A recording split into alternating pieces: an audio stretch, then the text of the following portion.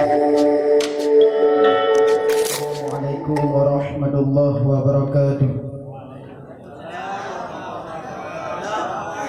Walau ishtabaha ma'un tahirun binajisin ka'an walagha qalbu fi ahadil ma'aini washtabaha ijtahada al-mutashabbaha alaihi fihima bi ayya bahatha amma yubayyinu an-najasa karishashi hawli inaihi aw qarbil kalbi minhu wa tadhuru bima wanna bil ijtihadi taharatahu minhuma wa qila in kadara ala tahirin biyaqinin fala yajuzu lahu al-ijtihadu fihima faqawluhu ijtihada ay jawazan in qadara ala tahirin biyaqinin wujuban illam yaqdur alaihi kama dzakarahu fi syarahil muhadzabi.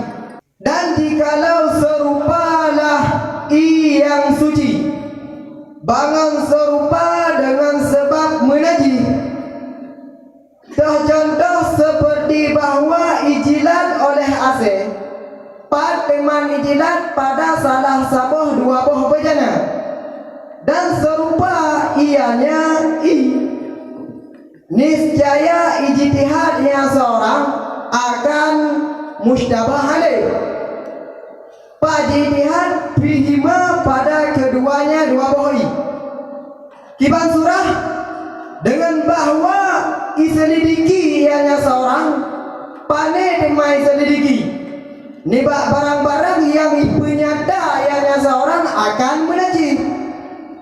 Contoh seperti percikan sekeliling bejananya seorang atau tawase minhu nibahnya bejana, dan suci ianya bangun suci dengan barang-barang yang idan yang seorang bangun teman idan dengan ijtihad akan sucinya minhuma nibah keduanya dua buah bejana. Wakilah dan dikatakan orang jika kuasa yang seorang dengan kuasa diatur suci dengan yakin, maka harus baginya seorang oleh pun harus oleh ijtihad harus ijtihad pada keduanya dua bohoi. Maka bermula gendengku itu ijtihad, artinya pada harus syarat harus. Jika kuasa yang seorang dengan kuasa diatur suci dengan yakin, dan pada wajib syarat jika anak kuasa yang seorang alaihi diaturnya sebagaimana barang yang telah disebut ianya Imam Nawawi akannya barang pada tersebut dalam syarah muhadzab. Andai tasyabuh suci dengan najis nyompat suci sabuh nyompat najis ya mbak. Jadi keserupa riwayat antara suci dengan antara najis ya mbak.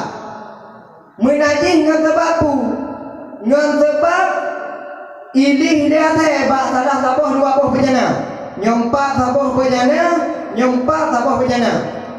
Jadi muserupa dengan suci dengan najis kata capuh dua pakan tak capuh karena ilih dia ya. Jadi kan serupa dua bohoi nyan kiban cara nyan payah dai ijtihad ada mutabah le dai ijtihad le deo bak dua boh bejana ya mbak.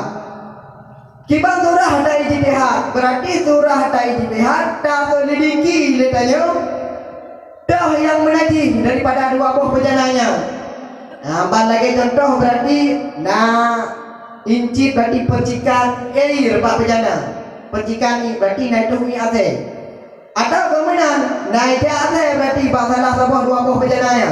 Dua ate betul. Yang suci inyan ngan sebab tangan. Ada kata tak ijtihad ngan sebab tak ijtihad ka suci salah sabah dua buah bejana. Dah yang berat ate kepada suci ngan sebab tak ijtihad yang kena suci. Menyobrat ada kepada bejananya, maka bejananya yang suci. Atau menyobrat ada kepada bejananya yang suci, berarti bejananya yang suci. Jadi menyo pendapat kil mengatakan menyo legedanya mampu tame i suci yang yakin. Nampak? Ilain mampu tame. Yang berarti pak dua buah bejananya hana payah ijtihad. Nampak?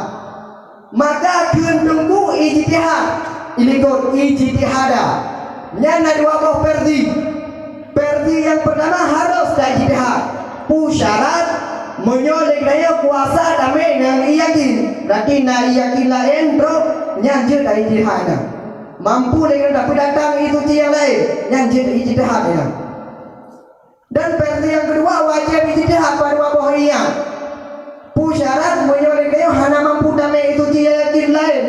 Benar yang kali ukah Imam Nawawi dalam syarah Muwatta.